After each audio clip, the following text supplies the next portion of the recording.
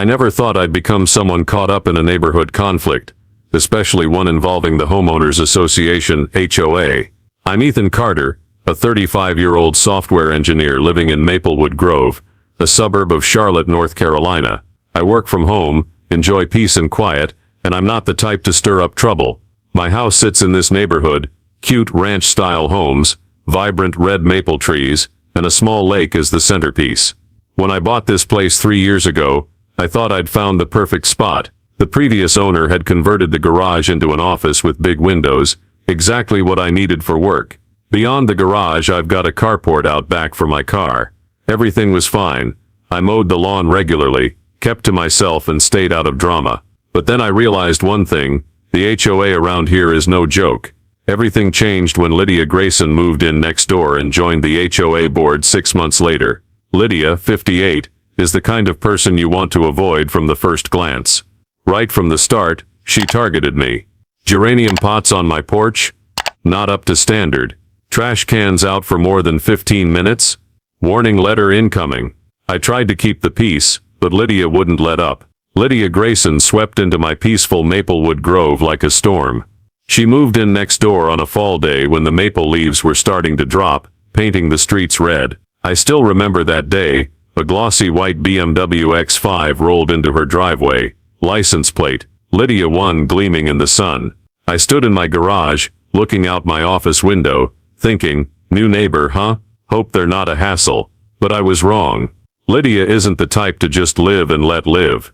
She's a retired bank manager, early retirement, and clearly has way too much time on her hands. 6 months later, she climbed onto the HOA board, and that's when everything started falling apart for me. Lydia looks like she stepped out of a movie about control freaks. Short, angular blonde hair like it was measured with a ruler, always in a navy blazer, and piercing eyes that could bore through you. Her BMW is so spotless I swear you could use it as a mirror. I heard neighbors whisper that she used to run a bank branch in downtown Charlotte, the type to boss around a dozen employees and demand everything her way. Now, with no office to rule, she turned Maplewood Grove into her new empire. And me, Ethan Carter, harmless software engineer, somehow became her first target. Our first encounter was enough to tell me I was in trouble. One afternoon, I was watering my geranium pots on the porch, small pretty flowers, harmless. Lydia walked over, clipboard in hand, stopped in front of my house, and said in a fake sweet voice, "Ethan, hi, I'm Lydia Grayson, your new neighbor. Those flower pots aren't on the HOA's approved plant list. You'll need to move them." I froze, gave an awkward laugh. Seriously, I didn't know there was a list. She smiled, but it was the kind that chills you. "Oh, there is. I'll send you a copy. We need to keep this neighborhood up to standard, you understand, right?" I nodded, thinking I'd just comply to get it over with, and moved the pots to the backyard that night. After that first run-in with Lydia Grayson, I figured it'd end with the geranium pots. But I underestimated the obsession of a true HOA Karen. Lydia didn't just want to control Maplewood Grove, she wanted to control every inch of my life. Just days after the flower incident, she started targeting me with petty, ridiculous complaints that left me unsure whether to laugh or lose it. I just wanted to live quietly in my garage office, coding and watching my fish swim, but Lydia had other plans. First, it was the front yard light. One night I was debugging code when the doorbell rang.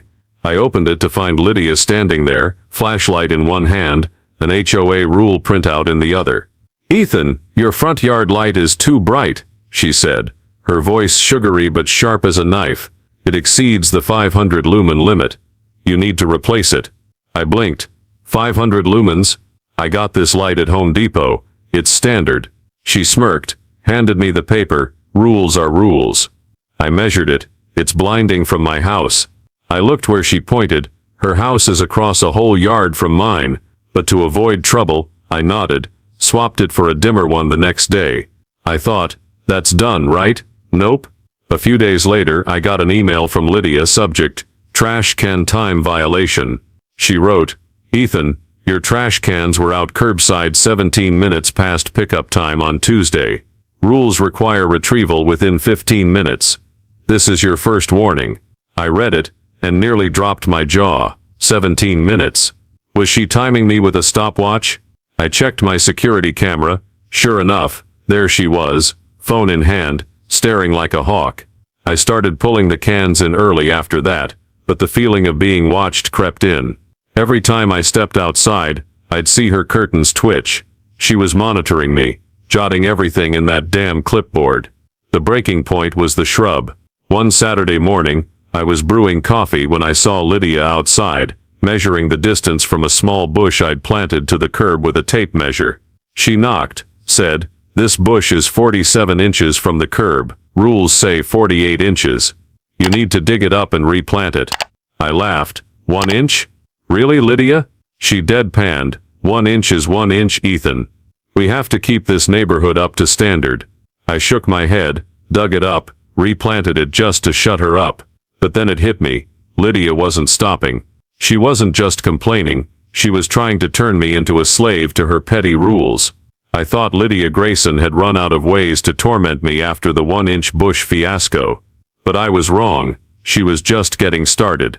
Lydia didn't just want to control small stuff like lights or trash cans. She wanted to invade the thing I valued most, my garage office. I love that garage. It's not just where I code, but my peaceful corner with big windows overlooking the maples, where I keep my fish tank and listen to water trickling to unwind. To Lydia, though, it was just another target for her to flex her Lydia 1 power. And it all blew up with an unexpected neighborhood inspection. I'll never forget, one morning, I was in the garage, sipping coffee and debugging code, when I heard rapid knocking. I opened the door to Lydia in her navy blazer, clipboard in hand, flanked by 2 strangers, probably other HOA members. She flashed that fake smile I knew too well. "Hi Ethan, we're doing a routine neighborhood check. I need to see your garage." I frowned. "Inspection? I didn't hear about this." She waved it off. "Oh, it's a surprise one. HOA rules allow it. Just open the garage door." Reluctantly, I agreed, thinking it'd be quick. It wasn't. Lydia marched in like an FBI agent, eyes scanning everything. She pointed at the big windows. "What's this?" "Garages aren't allowed to have windows like that." I explained. "The previous owner turned it into an office. I've got full permits." She smirked, scribbled on her clipboard. "Permits, huh? I'll verify that. But it doesn't look like a garage. It violates HOA building codes." I started to heat up. "Lydia, I've lived here 3 years. No one's ever complained about this garage." She cut me off. "That was before I got here. We need to restore it to its original purpose, parking, not an office." I laughed. "Restore it? This is where I work." She didn't care, kept writing, while the other 2 just stood there, giving me sympathetic looks. That night I got a 3-page email from Lydia. Subject: garage compliance request. She listed a dozen violations: the windows, my desk, the fish tank, not suitable for garage purposes. She demanded I dismantle everything within 30 days or face fines. I checked the old owner's permits. Everything was legit, approved by the city of Charlotte. I replied, attaching the docs, stating clearly, "This garage is legal, Lydia. Nothing needs to change." I thought she'd back off. Nope. The next morning I saw her outside, snapping photos of my garage from every angle. I watched through the window, muttering, "She's obsessed." From then on, Lydia watched me closer. Every time I went in or out of the garage, her curtains twitched. One day I caught her standing on the street, logging the times I opened the garage door in her notebook: 8:03 a.m., 6:47 p.m. I wondered, is she that free? I started feeling like a prisoner in my own home. The garage wasn't just my workspace, it was my private space, and Lydia wanted to rip it away just for her HOA Karen title. I thought Lydia Grayson had gone too far with the neighborhood inspection of my garage, but I hadn't seen the full extent of a true HOA Karen's audacity. She didn't just want to dismantle my garage office, she wanted to claim it for herself. It all started on a rainy day in Maplewood Grove, while I was in the garage, wearing headphones, on a virtual meeting with my software dev team. Outside, thunder rumbled, and water rushed down the street. I was explaining a code bug when I heard a car horn blaring from the carport, the covered area outside my garage, I use for parking when needed. I tried to ignore it, but the honking wouldn't stop, blasting every 5 seconds. Finally I apologized to the team, muted my mic, and ran out to see what was up. I grabbed an umbrella, opened the door, and couldn't believe my eyes. Lydia's Lydia 1 BMW X5 was parked right under my carport, headlights flashing, and she was inside, hammering the horn, glaring at me through the windshield. Rain soaked my shirt, but I walked over, tapped her window. She rolled it down just enough to talk without getting wet, and that fake sweet voice came out. "Ethan, finally. I need a parking spot. The street near my house is flooded, you see." I stood there, rain dripping off my umbrella. "Lydia, this is my carport. You can't just park here." She smirked, waved a hand. "Oh, it's empty. I don't want my car ruined by water. Neighbors help each other, right?" I looked around. The carport was empty, because I'd parked in the garage today to unload stuff easier. But empty doesn't mean public. I stayed calm. "Lydia, I'm in an important meeting. This is my property. You need to ask first." She sighed dramatically, like I was a clueless kid. "I'm asking now, just a few hours. Don't make a fuss." I shook my head. "No, I need you to leave now." She stared, eyes narrowing, then said, "You're so selfish, Ethan. I'll bring this up with the HOA."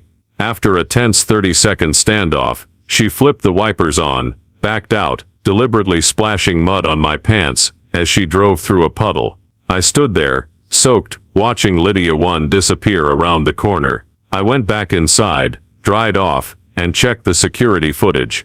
It caught everything. Lydia parking, honking, and that defiant glare as she left. I saved it, thinking, if she wants to play, I've got proof. That's when it hit me. Lydia didn't just want to control my garage with her dumb rules. She wanted to take it over. The carport was just the start. I told myself to be more careful, but inside, I was furious. This wasn't about neighbors helping. She saw my property as hers. I sat down, looked at my fish tank in the garage, muttering, if she messes with this again, I'm done holding back. And sure enough, Lydia didn't stop. The carport incident put me on guard, but I didn't expect Lydia Grayson could get more shameless. After that, I thought she'd back off when she saw I wasn't a pushover. But no, Lydia didn't just want to park under my carport. She wanted my whole garage, where I work, where I keep my peace amid Maplewood Grove's madness. And she crossed every line on a day I'll never forget. It was a Saturday. Clear skies, red maple leaves peeking through the garage window. I decided to hit the store for some stuff. Coffee, fish food, odds and ends. Before leaving, I opened the garage door to take out the trash cans, planning to close it after, but my phone rang, a call from the dev team about an urgent bug. I spent 10 minutes sorting it out, then rushed to my car, forgetting to shut the door. I thought, it's just 30 minutes, no big deal. Oh, I was so wrong. When I got back, bags in hand, I nearly dropped everything at the site. Lydia's Lydia 1 BMW X5 was parked smack in my garage, not the carport, but inside right between my desk and fish tank. The garage door was still open, but Lydia was nowhere around.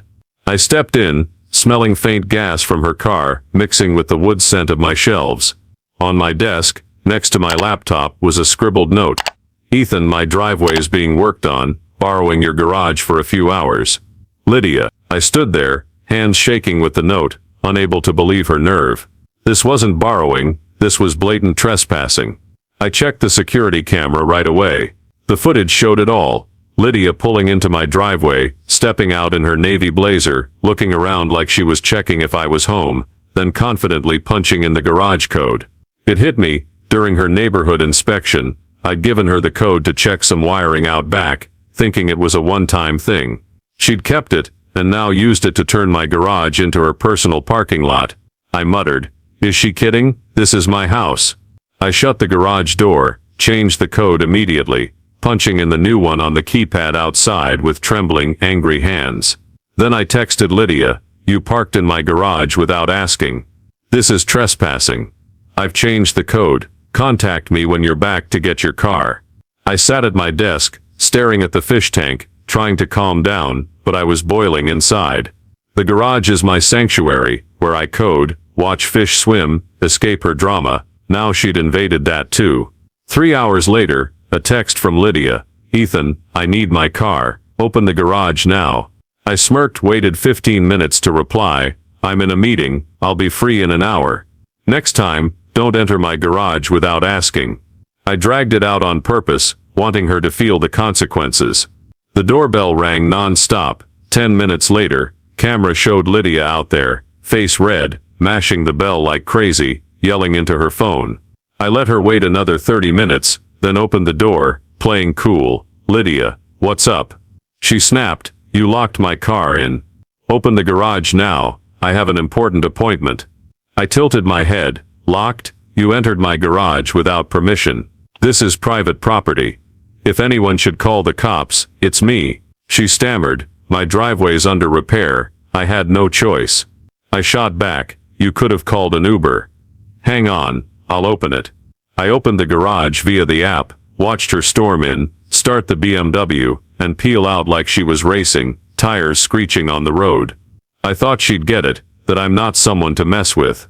I changed the code, warned her clearly, and kept her car locked up long enough to show I meant business. But Lydia isn't the type to back down. She's a real HOA Karen, and to her, it's all about power. I love my garage, where I work, watch fish swim, keep some peace amid Maplewood Grove's chaos. Yet Lydia saw it as her playground. And this time, she pushed me to my limit, forcing me to hit back harder than ever. It was a cool day, with red maple leaves falling scattered across the yard. I'd just come back from a run, leaving the garage open because I planned to tidy up some gardening tools. I went inside for a quick shower, thinking, 15 minutes, no one's got time to mess with anything. But as I stepped out toweling my hair, I heard a familiar engine noise from the garage. I rushed to the window, and sure enough, there was the Lydia 1 BMW X5 parked smack in the middle of my garage, gleaming under the office lights. No note this time, no text, just pure audacity. Lydia wasn't there, probably off at an HOA meeting or something important. I stood frozen, staring at my fish tank next to her car, muttering, "Who does she think I am? Her parking valet?" I checked the security camera right away. The footage showed Lydia pulling in, stepping out in her navy blazer, glancing around like a thief, then trying the old code useless since I'd changed it. But I'd forgotten one detail last time.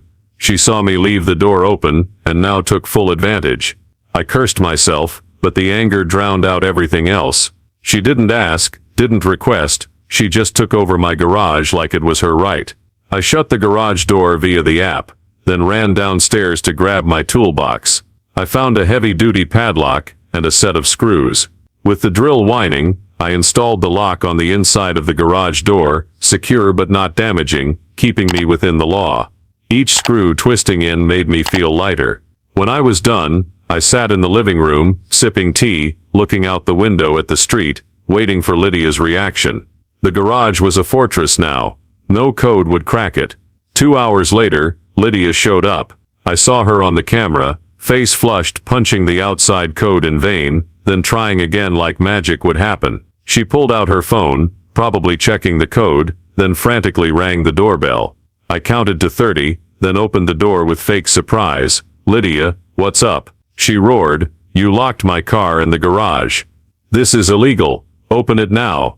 I tilted my head. "Your car's in my garage." "Again? After I told you not to enter without asking." She yelled. "I was in a rush. You weren't home. The door was open. I need my car now." I kept my voice calm. "You trespassed on my property a second time. This is the consequence. I'll open it at 9 a.m. tomorrow." She nearly lost it. "Tomorrow morning?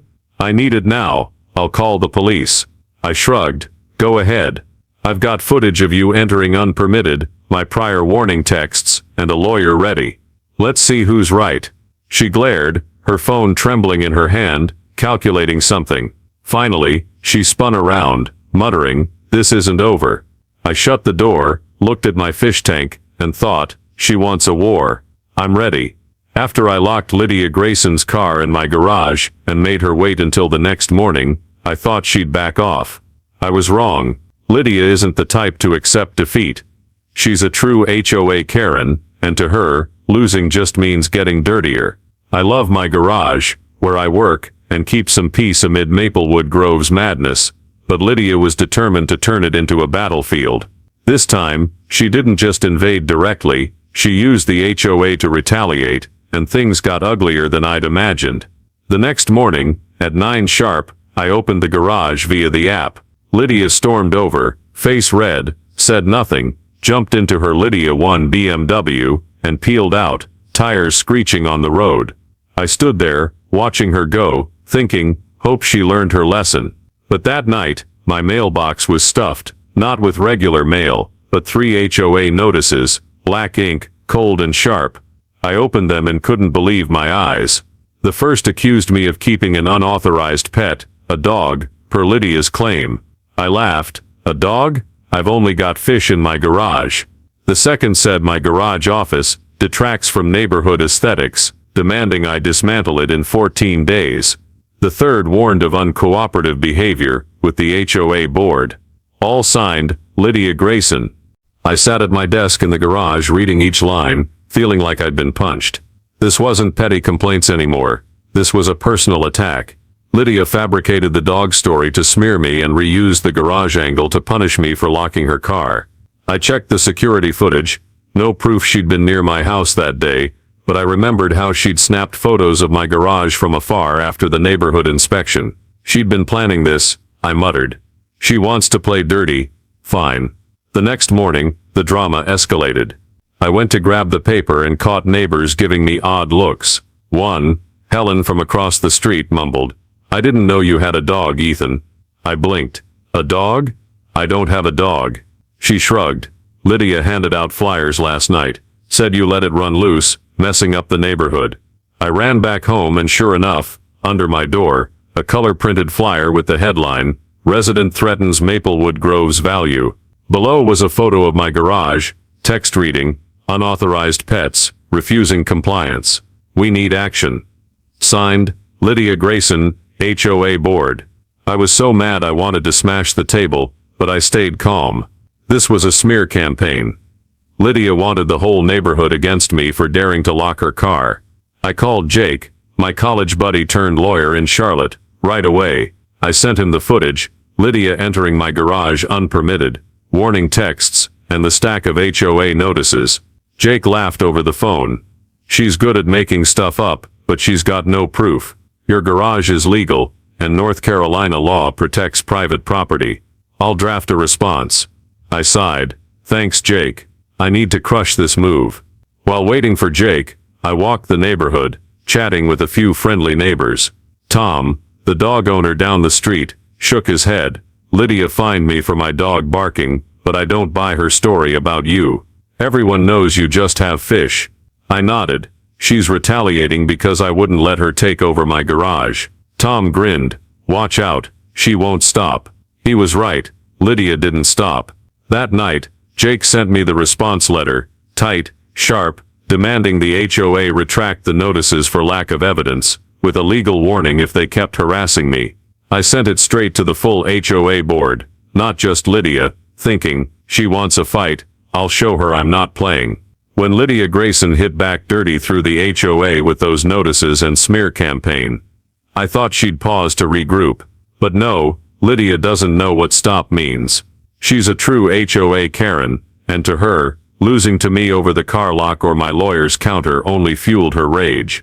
I'd sent the legal letter to the HOA, thinking it'd make her hesitate, but Lydia doubled down with an even dirtier move, targeting my garage again. This time I had to call the cops, and trust me, this drama got crazier than ever. It was Friday, a cool afternoon in Maplewood Grove. I'd just come back from the store, hands full of bags, parking under the carport since I planned to bring stuff inside first. As I pulled into the driveway, I nearly dropped my coffee bag at the sight. The Lydia 1 BMW X5 parked diagonally, completely blocking my garage entrance. Not inside the garage, not under the carport, but smack in the driveway, like she meant to lock me out.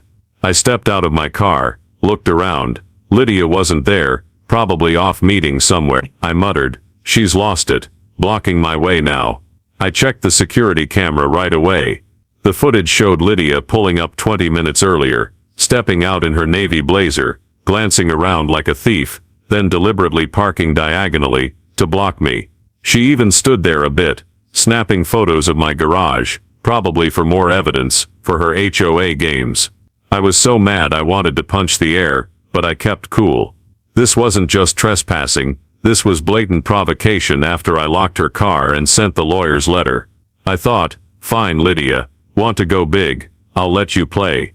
I snapped photos of her car from every angle, front, back, the Lydia 1 plate, noting the time 4:47 p.m.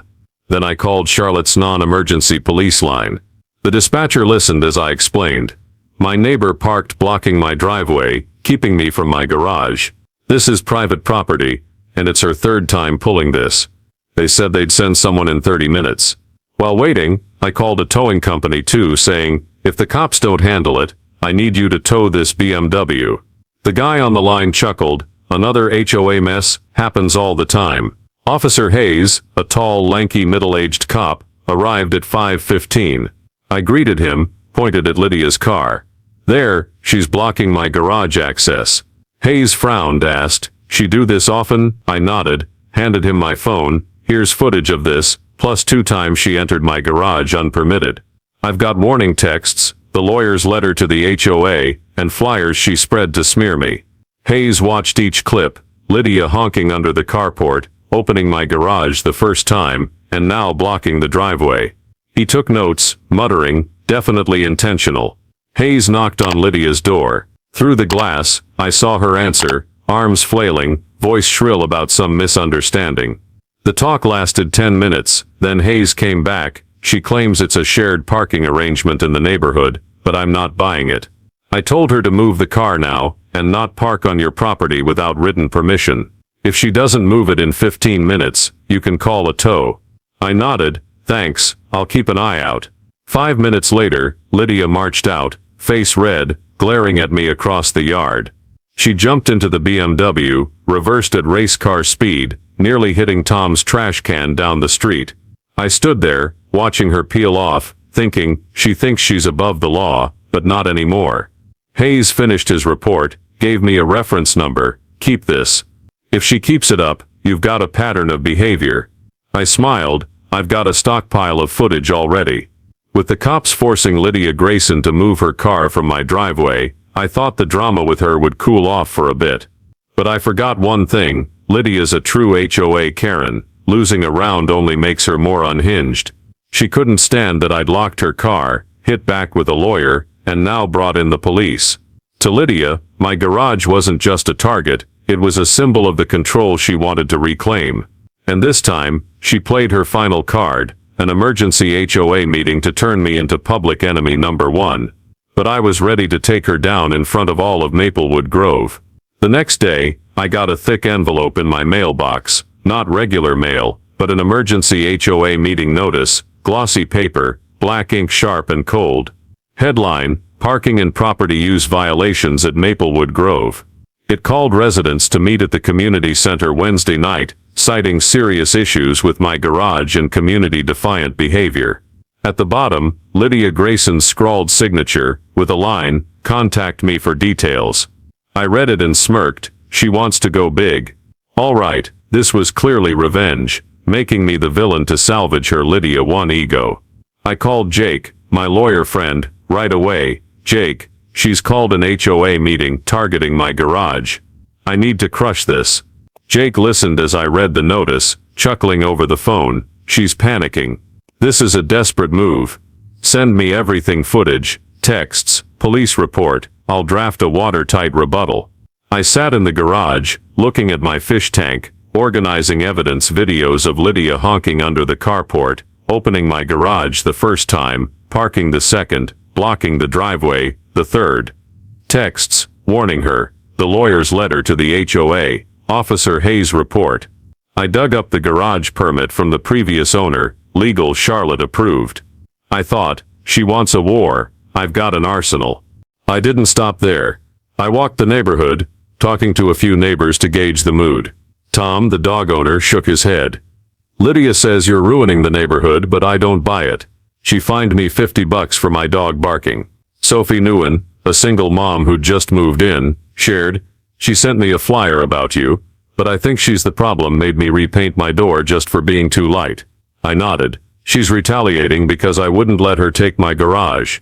I'll bring proof to the meeting. Sophie smiled. I'm with you. She's gone too far. The night before the meeting, Jake and I reviewed the plan. Jake said, keep it short, clear, show them she trespassed, fabricated stories, and abused her power. Put the footage on a screen if you can. I'll be on standby via Zoom if they play dirty. I nodded, but inside I was nervous. This wasn't just about defending my garage, it was about my reputation in front of the whole neighborhood. I sat in the garage, watching the fish swim, telling myself, this is my shot to take her down. No shaking. By Wednesday evening, I was ready. Laptop loaded with footage, garage permit, police report, all stuffed in my briefcase. I put on a dress shirt, stood in front of the mirror, took a deep breath. Lydia wants to make me the bad guy. I'll show the whole neighborhood, she's the real villain. The emergency HOA meeting at the Maplewood Grove Community Center was a battle I couldn't lose. Lydia Grayson had made me her target, from trapping her car in my garage, countersuing with a lawyer, to dragging the cops into it. I'd shattered her precious Lydia One ego. Now she wanted the whole neighborhood against me, but I was fully prepared to flip the script. I walked into the meeting room at 7 p.m. Wednesday, laptop and briefcase in hand, heart pounding but face calm. This was the moment I'd take down this HOA Karen in front of everyone, and trust me, the drama was more explosive than you'd think.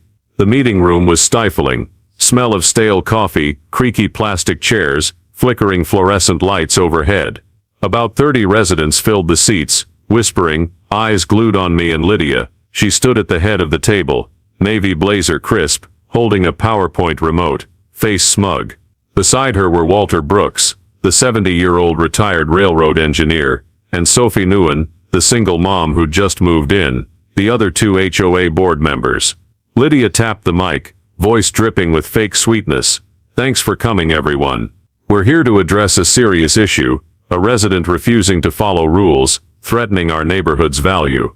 Her eyes flicked to me, and I smirked. Go ahead, Lydia. Give it a shot.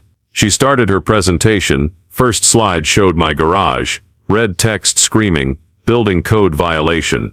Lydia said, Mr. Ethan Carter turned his garage into an office, refused to restore its original purpose, and has been hostile to the community.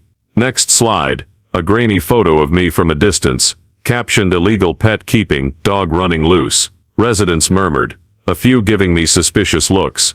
She went on, Mr. Carter also locked my car in his garage, blocked my driveway with his vehicle, and refused to cooperate. I sat there, hands gripping the chair, thinking, she's good at lying. My turn. I stood up, plugged my laptop into the projector, voice steady. Thanks, Lydia, for sharing your version. Now I'll show everyone the truth. First slide, security footage of Lydia honking under my carport, demanding I move. This was the first time she trespassed on my property. No permission asked. Next slide, her opening my garage, with an old code, parking her BMW inside. Second time, she let herself into my garage, left a note like I'd agreed. The whispers grew louder. I played the third clip, Lydia blocking my driveway, followed by Officer Hayes' report on the screen. Police confirmed she intentionally blocked access to my private property. I turned to Lydia. You say I keep a dog? Here's my pet. Slide showed my fish tank in the garage. A few people chuckled. As for the garage, here's the valid permit from the city of Charlotte. HOA has no right to demand demolition. I projected my lawyer's letter to the HOA. Lydia's fabricating claims to retaliate because I defended my property. The room went silent, all eyes on the screen. Lydia's face turned red. She snapped, "This is slander." He edited the footage. I shrugged. "Feel free to check. I've got the originals." Walter Brooks, always the quiet one, spoke up. "Lydia, did you really park in his garage, without permission?" She stammered. "It was an emergency. My driveway was under repair. I needed a spot." Sophie Nguyen cut in. "But you said he agreed, then locked your car out of spite. The footage says otherwise." Lydia shouted, "He's exaggerating everything." I replied, "Exaggerating? Here's footage of you blocking my driveway after the police warned you." The final slide popped up, and the crowd gasped. Tom from the back stood up. "Lydia fined me $50 for my dog barking. But I don't buy her story about you, Ethan. She's been overbearing to the whole neighborhood." Helen nodded. She made me mow my lawn twice a week, said it wasn't green enough. Complaints erupted around the room. Lydia slammed the table. This is about violations, not about me. But Walter raised a hand. No, Lydia. This is bigger. You've overstepped, and people deserve the truth. I sat down, watching Lydia crumble right in front of me. She tried to stay composed, but her face was flushed, hands trembling on the remote. Walter suggested, let's vote. Who thinks Lydia should drop her complaints against Ethan? Most hands went up, even Sophie's. Lydia yelled, you'll all regret this, but no one listened. Walter concluded, we'll review Lydia's role in the HOA. Thank you, Ethan, for the evidence. I nodded, thinking, she's done. The meeting ended, and I walked out of the Maplewood Grove Community Center with a rare sense of relief. Lydia Grayson, the HOA Karen, who turned my garage into a battlefield, had fallen apart in front of the whole neighborhood. I'd used camera footage, police reports, and my garage permit to expose her abuse of power, and the residents backed me up. But Lydia wasn't the type to leave quietly. Her defeat at the meeting was just the start of the epic downfall of Lydia 1, and trust me, it was worth watching. The next day, I heard whispers around the neighborhood. Tom, the dog owner, told me over the fence, Lydia held an emergency HOA board meeting right after last night, tried to blame you for causing unrest. But Walter wouldn't hear it. Walter Brooks, the mild-mannered old man now in charge, had called an official meeting for the next week to vote on Lydia's position. Sophie Nguyen, who'd once been swayed by Lydia, texted me, she's losing it. Walter and I will push to remove her from the board. I grinned. Thanks, Sophie. She dug her own grave. Over the next few days, Lydia went oddly quiet. No HOA notices, no flyers. Her Lydia 1 BMW sat still in her driveway. I figured she was plotting something, but then I heard from Helen. She tried to get a lawyer to sue you, but no one would take the case. Your footage was too solid. I checked my garage cameras daily, just in case she came back, but nothing. Lydia knew she had no moves left. The whole neighborhood had seen her true colors. At the official HOA meeting, I didn't go, had already handed all my evidence to Walter and Sophie. Tom filled me in. Lydia walked in, pale as a ghost, tried to justify herself saying she was protecting the neighborhood. But when Walter replayed your footage, no one bought it. They voted 8-1 to remove her. Lydia was stripped of her board seat that night. Walter was elected the new president, and Sophie texted me, congrats, Ethan, she's done. I sat in my garage, staring at my fish tank, thinking, finally free of her. But the drama wasn't over. 2 weeks later, I saw a for sale sign in front of Lydia's house. She'd priced it sky high, $650,000 for a ranch-style home like mine, though the market value was around $500,000. Tom laughed. Who's gonna buy it? Everyone knows she's a nightmare. Her house sat there for a month, no takers. Eventually, Lydia dropped it to $480,000, and a young family bought it. On the day she moved out, I stood in my garage, watching through the window. The moving truck was packed, and Lydia stepped out. No blazer, hair messy, eyes avoiding everyone. She got in her BMW, sped off one last time, Lydia 1 plate disappearing around the corner. I walked out to the yard, looked at Tom. She's really gone, huh? He nodded. Yeah, no one's sorry to see her go. I smirked, feeling a weight lift off my shoulders. Lydia had lost, not just her power in the HOA, but her place in Maplewood Grove. I went back to my garage, removed the padlock I'd used to trap her car. No need for it anymore. But I kept the security cameras.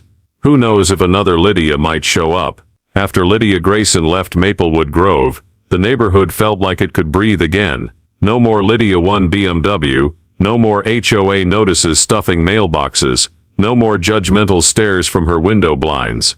I'd won, my garage was safe, and I got my peace back after months of battling the craziest HOA Karen I'd ever met. But the story doesn't end with Lydia leaving. The neighborhood started to change, and trust me, it's worth hearing about. Walter Brooks, the 70-year-old retired railroad engineer, took over as HOA president right after Lydia was ousted.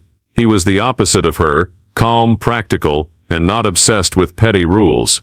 That first week, Walter threw a community BBQ on the lawn near Maplewood Grove's lake. I stepped out of my garage, for once not worried about being scrutinized, and saw neighbors gathered, Tom with his dog, Sophie pushing her stroller, Helen with a tray of cookies. Walter stood by the grill, smiling. "Ethan, come on over. Thanks for helping the neighborhood breathe."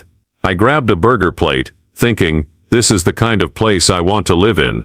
Walter didn't stop at the BBQ. He met with the board and scrapped the pile of ridiculous rules Lydia had enforced. No more shrubs must be 48 inches from the curb or lights capped at 500 lumens. Sophie told me, Walter said plant whatever flowers you want, as long as they don't block the street. I laughed. Finally, no more measuring every inch. He also cut back on neighborhood inspections, saying, "We're here to live, not to be policed like inmates." Neighbors started to relax. Tom let his dog run freer. Helen planted bright red roses in her front yard. Maplewood Grove came alive, no longer suffocating under Lydia's iron grip. I changed a bit too.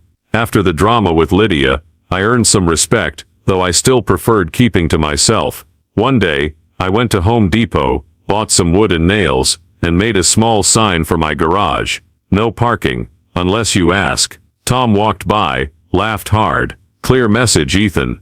I shrugged, just in case. Don't want a Lydia 2.0 quote showing up. I kept the security cameras. Lesson learned from Lydia was too costly to forget. But now I didn't have to check the footage every day. My garage was my sanctuary again, where I coded, watched fish swim undisturbed. The neighborhood didn't just change in rules. People got closer. Sophie invited me over for dinner to thank me for standing up to Lydia, and I brought a jar of my homemade coffee. Tom got me into Sunday morning jogs, saying, "You're the neighborhood hero." I shook my head, just wanted to protect my garage. But I had to admit, Maplewood Grove felt like home now, not just a retreat from Charlotte. Lydia Grayson left Maplewood Grove, leaving behind a changed neighborhood and a garage finally mine again.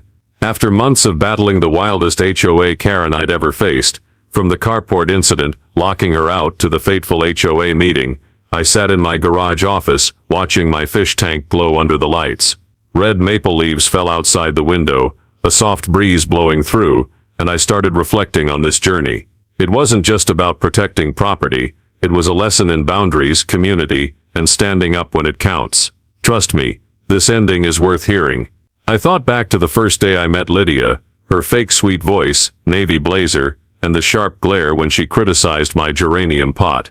I just wanted to live quietly, code, watch my fish swim, but she turned my garage into a war zone. At first I gave in, moved the flowers, swapped out lights, dragged the trash bins out earlier, because I hated drama. But when she parked her Lydia 1 BMW in my carport, then my garage without asking, I realized giving in doesn't always mean peace. I had to lock her car, get the cops involved, and stand before the whole neighborhood to expose her. Each step pushed me out of my shell, from a low-key guy to someone ready to fight. The garage wasn't just a workspace, it was my private space, where I kept my sanity amid Lydia's madness. When she invaded it, I learned boundaries don't come naturally, you have to draw them and defend them. Camera footage, lawyers' letters, police reports, I used it all to beat her, but more than that, I found strength in myself. I used to think, am I too soft to handle this? But no, sometimes you have to be tough to keep what's yours. Maplewood Grove is different now. Walter and Sophie turned the HOA into a support system, not a dictatorship. Community BBQs, freely blooming flowers, dogs barking without fines, the neighborhood's more alive than ever. I put up the no parking, unless you ask sign by my garage, not just to ward off a Lydia 2.0, but as a reminder, I won, but I'm not letting my guard down. The cameras are still there, though I don't check them daily anymore. I'd rather watch my fish than footage. Looking back, I'm proud, not just for saving my garage, but for helping the neighborhood escape Lydia's shadow. She wanted to control everything, but ended up destroying herself. I learned a community grows stronger when people stand together, from Tom, Sophie, to Walter. But I also know, peace isn't permanent. There'll always be more Lydias out there, and I've got to be ready. The story HOA Karen took over my garage, I locked her out for good, reflects a common reality in American life today. The tension between individual rights and community pressure, especially in neighborhoods with homeowners associations (HOAs). Ethan Carter, a software engineer in Maplewood Grove, faces off against Lydia Grayson, a classic HOA Karen, someone obsessed with controlling neighbors over petty rules like flower pots, trash bins, or his garage. Modern life in the U.S., especially in suburbs like Charlotte, often sees these kinds of clashes when HOA power goes too far, sparking legal and social disputes. Lydia represents those who abuse community authority, while Ethan embodies the average person trying to protect their private space, a theme that resonates deeply with America's value of personal freedom. From this story, we draw specific lessons. Proactively protect your rights by knowing the law and gathering evidence. Ethan didn't just tolerate Lydia at first. He used camera footage, a garage permit, and help from his lawyer Jake to fight back. When she blocked his driveway or spread defamatory flyers, he called the cops and presented at the HOA meeting. Smart legal steps anyone in the U.S. can follow. Modern life is full of Lydias, maybe a nosy neighbor, overzealous manager, or controlling coworker. The lesson is don't stay silent, collect proof like Ethan with his cameras, find allies like Walter and Sophie, and stand firm like he did at the meeting. Ultimately, the story reminds us a community thrives when people respect each other's boundaries, a core American value Ethan helped Maplewood Grove reclaim. Stand your ground but know how to work together for positive change, like he did with his no parking unless you ask sign. If you enjoyed watching me take down an HOA Karen and defend my garage, hit subscribe so you don't miss the next neighborhood drama. Thanks for following my story in Maplewood Grove. Catch you later with more battles.